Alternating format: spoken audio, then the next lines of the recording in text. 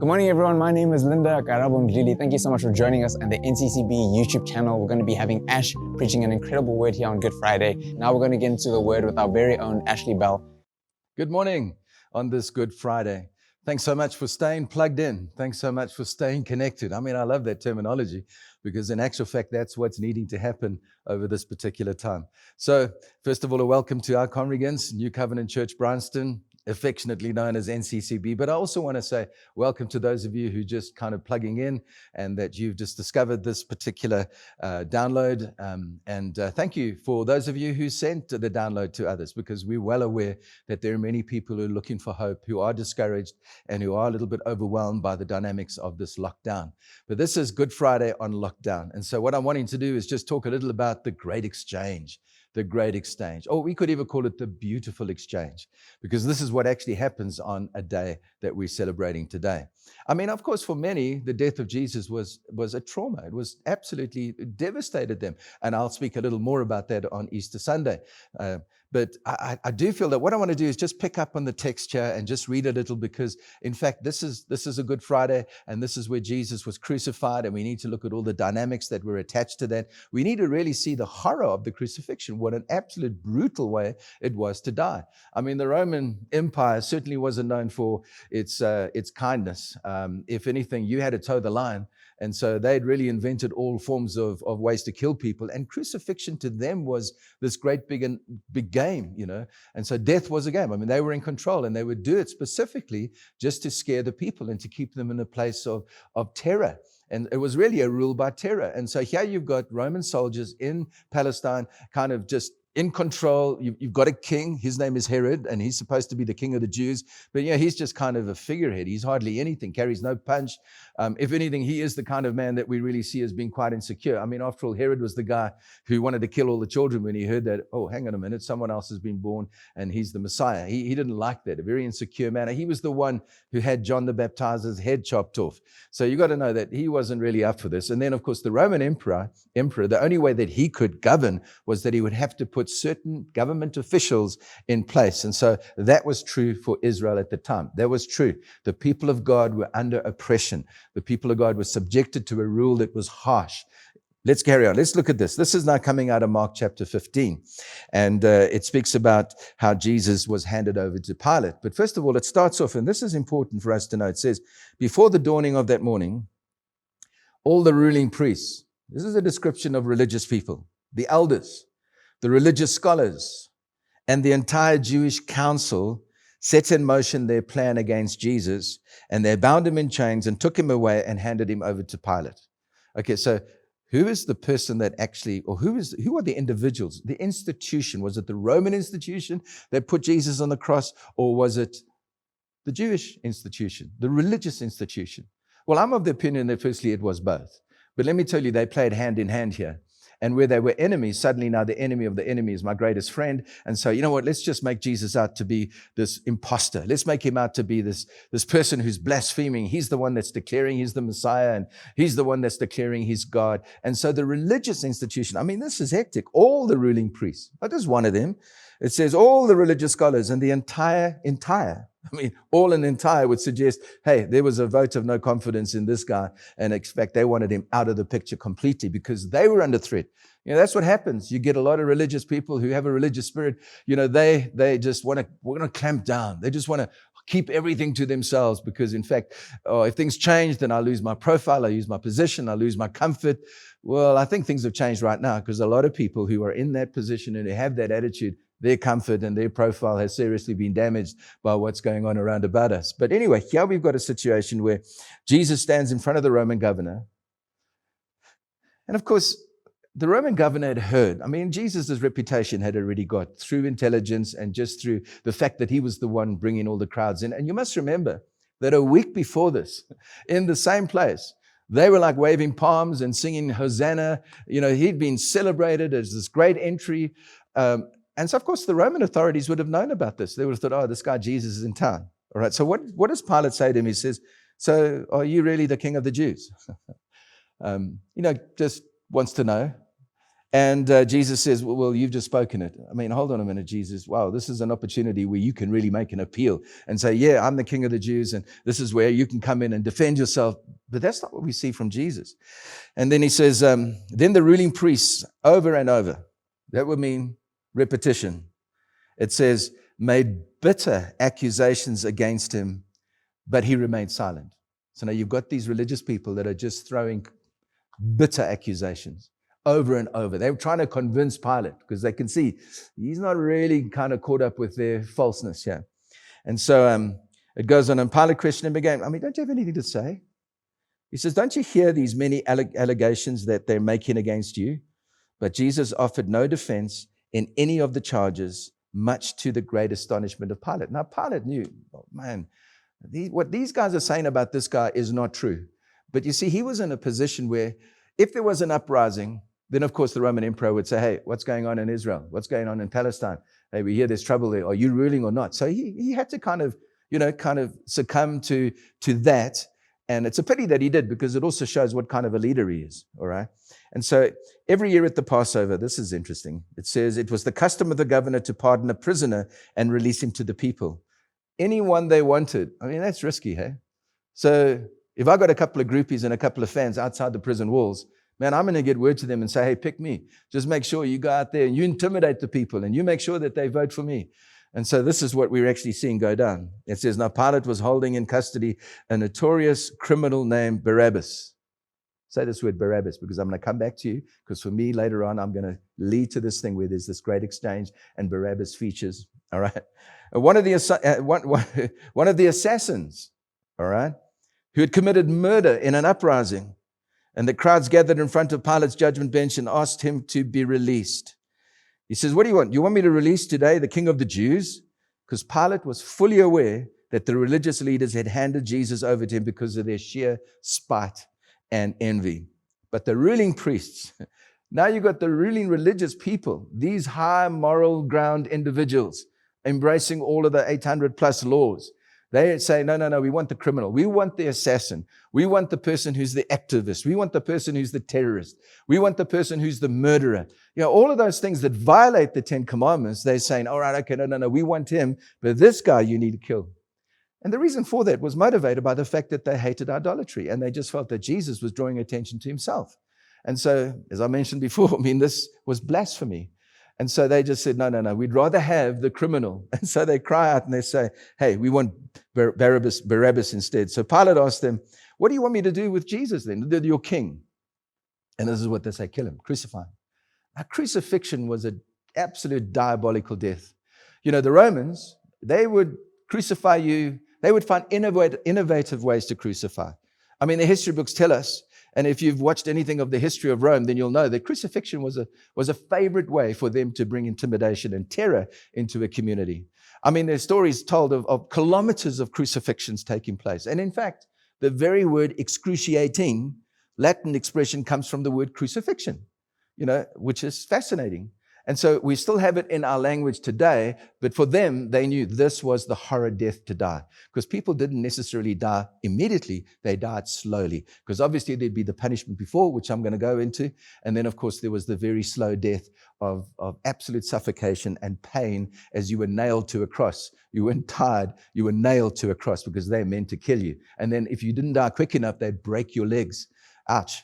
All right. So, hey, this was a wicked form of death. All right, and so what you've got now is that they say crucify him, and so 600 soldiers come in. They all come into the military base, and now they're going to start to torment Jesus. And so they decide they're really going to start by flogging him.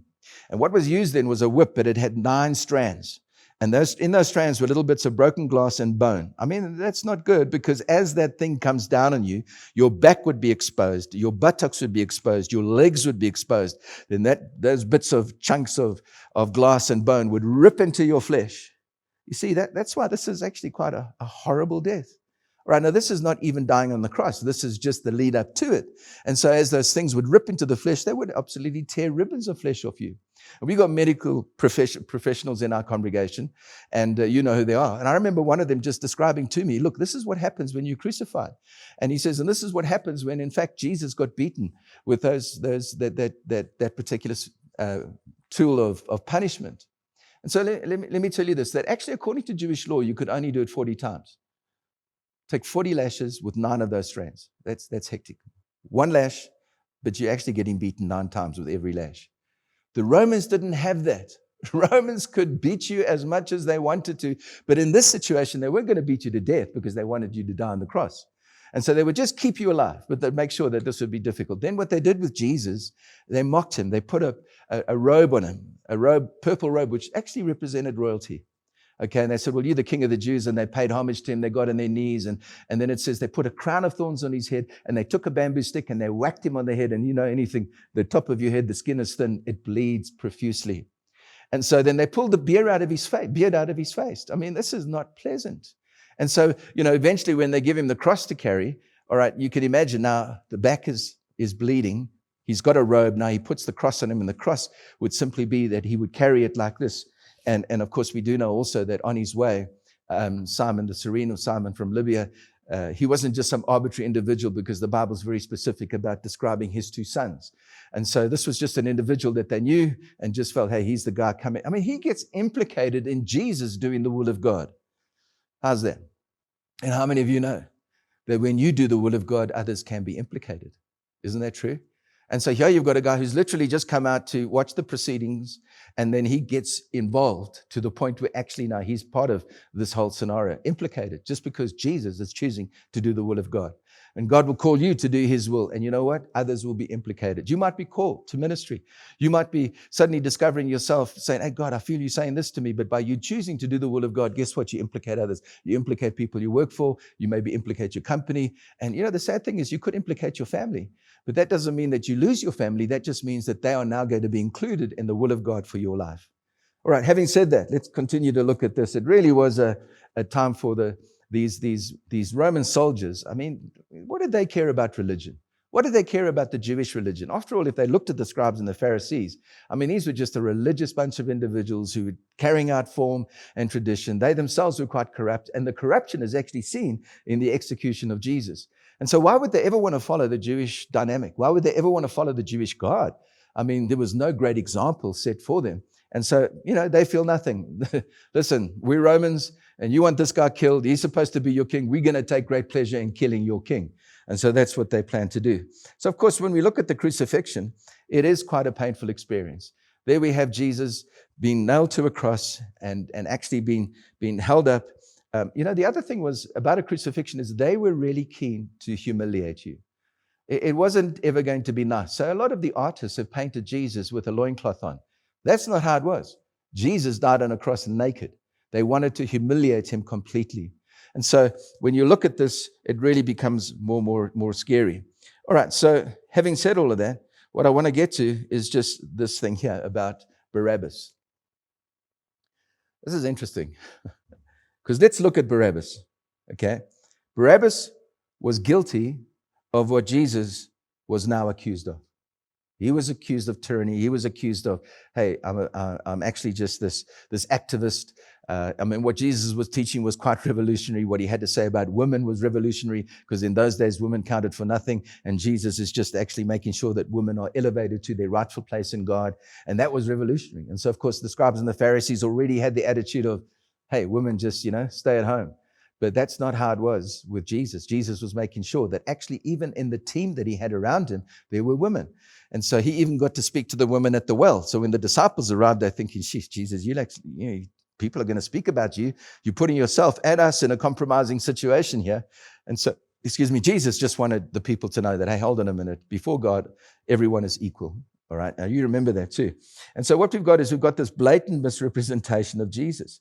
Is making Jesus out to be the threat to Rome. No. Jesus wasn't the threat to Rome. This political activist, this terrorist, this person who was murdering, this assassin, he was the person that was a threat to Rome. And now even the religious leaders are saying, hey, let's free him. And so Jesus is getting branded with the very thing that actually Barabbas was guilty of. And so there's a blatant misrepresentation of Jesus. He becomes the one who is falsely accused of the crime, and thus fulfilling the scripture, Jesus was to be numbered among the transgressors. He was placed in the center. Jesus, in a mocking sense, is deliberately taking the place of Barabbas. Barabbas, the leader in insurrection, is free, and what he is accused of is now represented in Jesus. Just a total transformation. That's why I call it the beautiful transformation, because you've got this man who's evil, full of sin. Really, he's a leader. I mean, he's a great sinner, this guy. And so what he does is all of what he's accused of, which he was guilty of, now is on Jesus. The man who was innocent. There's this huge transfer. It's literally like me saying, now this is Barabbas, and this represents all of the sin and all of what he's done. And this represents the coronavirus. This represents, COVID-19. And then suddenly you've got Jesus who's innocent, and Jesus is simply saying, I tell you what, okay, why don't you put this on me? And so that I can blot out your sin. So where's the sin now? The sin is on Jesus. Okay, that's what was happening on the cross. That's why Jesus said, my God, why have you forsaken me? Simply because all of the sin of not only Barabbas, but also the sin of you and me, the sin of the whole world in that moment. So that's why it's such a divine transaction. This man is as guilty as sin, and you've got Jesus who's innocent as a lamb, but because he's now the sacrificial lamb, he's not even protesting about it. He's simply just saying, oh, that's great. You want to put that on me? That's why I'm here. I am fulfilling the will of God. God has been faithful to all of his promises. That's why this is quite an incredible moment. This is like, oh, why is God doing this? No. This was the faithfulness of God in play. And this was Jesus being totally obedient to death. All right. He laid down his life of his own. He wasn't going to protest. He wasn't going to be like a lamb who, give me a gap. I'm going to run. No. He said, I'm going to go to the altar and I'm not going to struggle. Isn't that wonderful? That's what you and I needed. And so we've got Barabbas who's there. Now this is interesting because Barabbas actually means son of the Father. Some of your translations might even say that. Barabbas means son of the Father, son of Abba. All right, but interesting to note that the word son is spelled small letters. Jesus is known as son of Abba, capital letters, divine Father.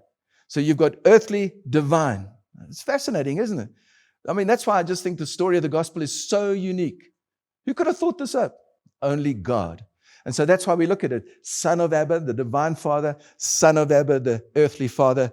Well, what have you got here? You've got the earthly now taking what was on it and putting it on the divine. And that's the beautiful exchange. That's the great exchange. Isn't that amazing? And I really hope that you're getting that right now because it's vital. And so, I've often thought about just that crucifixion moment. I've often thought about that moment where Jesus is taking the responsibility of sin on his life, what it was like.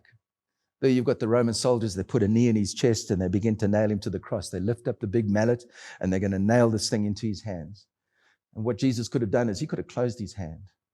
But in fact, he didn't, because as he was lying with his chest, with his cheek resting on that wooden cross, he looked and he saw what was written. He saw your mistakes, my mistakes. He saw lust. He saw adultery. He saw fornication. He saw murder. He saw sin. He saw righteous living. He saw all sorts of things. He saw a violation of his own design of man. He just saw all misbehavior. He just saw all sorts of perversion, all sorts of corruption. He saw it all. And he knew that actually the wages of that sin was death to the people who'd committed it. And so what he could have done is he could have just closed his hand and you and I would have had to experience the wages of death, the wages of sin. But he kept his hand open. And in keeping it open, it opened heaven to you and me in that moment. And so that's why you and I, all of what it is that are listed on that in that moment, we're guilty of. We can tick the box for all of those things. What happened was by Jesus keeping his hand open and not resisting the nails, actually opened the doors of heaven for you and me to come in. That's why to this day, Jesus stands at the door of your life and he knocks. And he says, if you let me come in, I'll sup with you. In other words, I'll have intimate fellowship with you. And that's still his invitation to us on this Good Friday. The crucifixion was sad, but on Sunday, I'm going to tell you what happens. All right. Jesus didn't stay in the grave. I mean, the Roman soldiers knew how to kill people. And when Jesus died on the cross and he said, it is finished, I want to tell you that was powerful. That was powerful because that was actually a cry of victory. It was a cry of great surrender. It was the cry of great accomplishment. In the universe, there was a celebration because God had his way so that you and I can live with Jesus. So let me say this, is as I reflect on what it is that I've just described there, I think he looked at all of that sin and he just realized, you and I, we're going to have the punishment of this, but he couldn't bear the thought of eternity without us. That's why he kept his hand open and he took the nails in his feet, he wore the crown on his head, and he just suffered for you and I. And so this Good Friday is an occasion, an opportunity for us just to keep the meditation in place. I don't know about you, but when I see Good Friday in the light of how I've described it, my Christianity just takes on a fresh meaning because I realized there was a price to pay. This wasn't just casual. No, this was a terrible, terrible death. It was an execution of the worst kind. And that's what Jesus did for me. The punishment of my sin has been blotted out because of what Jesus did. There was that exchange. Barabbas put all of his sin on Jesus, everything, so that you and I might be free. Jesus taking the sin on us. So I want to say God bless you, but maybe you are here this morning and you're listening. You've got plugged into our deliberate download here. And you've been stirred by what it is that I'm saying. Now you wonder, what should I do? Well, Jesus went to the cross for you. And when I mentioned all of the sin and all of the horrible things that you and I are capable of, and this world is a wicked place. This is not our home. I want you to know that you need to be living with eternity in mind. You need to be living with an eternity with Jesus. And so he kept his hand open specifically for you this morning. He didn't want to close his hand because he wanted to live with you through eternity. And I do hope that actually you're hearing this for the first time. And you see that actually I need to respond. I need to come to Jesus. I need to come to faith in him. It's easy. You don't have to be a religious person. In fact, that's not going to help you because all of your religiousness and your good works are as filthy rags. That's what the Bible says. And so what we need to do is just realize that actually it's about me surrendering. God's offering you a new life. He's simply saying you can be born again. In other words, it's a brand new life. You get a new heart. You have new desires. And so that's the attraction. And I just want to say that the benefit for me is the relationship that you enjoy with God. And so your life will change if you respond to this message. And if you say right now, Jesus, I want you to come into my life.